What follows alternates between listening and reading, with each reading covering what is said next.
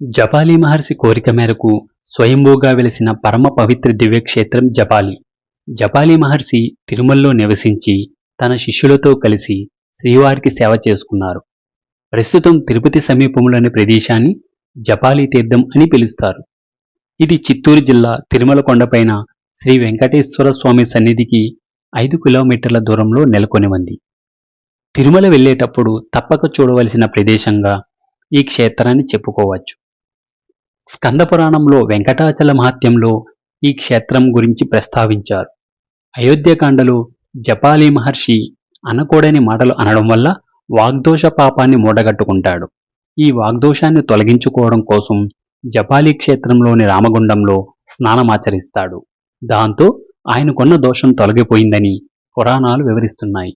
ఇది తిరుమల కొండపైన పాపనాశనానికి వెళ్లే దారిలో కొలువై ఉంది.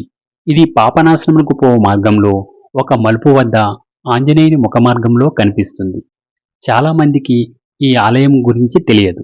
ఇక్కడ హనుమంతుడు వెలసి ఉన్నాడు. ఈ ఆలయం సమీపమునకు వెళ్లే కొద్దీ ఎంతో ఆనందదాయకంగా ఉంటుంది. చుట్టూ అడవి, ఆలయం ముందు కొలను ఎంతో మనోహరంగా ఉంటాయి.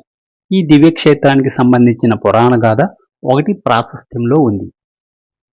జపాలి అనే మహర్షి హనుమంతుని రూపాన్ని ముందుగానే ప్రసన్నం చేసుకోవడానికి ఇప్పుడు ఉన్న కొండ మీద జపం చేయరారంభిస్తాడు. అప్పుడు మహాశివుడు అతని తపస్సుకు ప్రసన్నుడై జపాలి మహర్షికి తన రాబో అవతారాన్ని ముందుగానే చూపిస్తాడు. అదే హనుమంతుని అవతారం. జపం చేయడం వల్ల అవతరించాడు కాబట్టి ఈ క్షేత్రాన్ని జపాలి అంటారు. అన్ని తీర్థరాజాలు వచ్చి చేరతాయి కనుక 108 దివ్య తీర్థాలలో ఒకటిగా పేరెన్నిక గన్నది.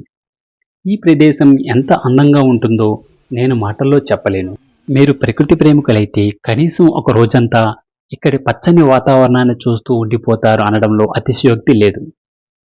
తిరుమల నుండి ఇక్కడికి చేరుకోవడానికి దాదాపు 15 నిమిషాలు పడుతుంది. స్వర్గానికి వేరే పేరు ఉంటే అది జపాలి కావచ్చు అనిపించేలా ఇక్కడి వాతావరణం మన మనస్సుని కట్టిపడేస్తుంది. ఇంటర్నెట్ మరియు గాడ్జెట్లు లేకుండా మీరు సంవత్సరాల తరబడి ఉండగలిగే ప్రదేశం ఏదైనా ఉందంటే అది ఈ జపాలి తీర్థం అనే చెప్పవచ్చు. ఈ ప్రదేశం అటువంటి దివ్య ప్రకంపాలను కలిగి ఉంది. ఈ ప్రదేశాన్ని సందర్శించడం వల్ల ఏ వయసు వారికైనా స్వచ్ఛమైన ఆనందం లభిస్తుంది. ఈ ఆలయం అడవి మధ్యలో ఉండటం వల్ల నడక మార్గం చాలా ప్రశాంతంగా ఉంటుంది. దారిలో చాలా పక్షులు, ఉడతలు మరియు కొండముచ్చులు మొదలైనవి మనకు దర్శనం ఇస్తూ ఉంటాయి. హనుమాన మందిరాన్ని చేరడానికి మీరు దాదాపు 1 కిలోమీటర్ పొడవు ఉన్న మెట్ల మార్గం గుండా నడవవలసి ఉంటుంది. మందిరం చేరడానికి దాదాపు 20 నిమిషాలు పడుతుంది. ఉదయం 6 గంటల నుండి 7 గంటల సమయంలో ఈ ప్రదేశాన్ని దర్శిస్తే మంచి ఆహ్లాదకర వాతావరణాన్ని ఆస్వాదించవచ్చు.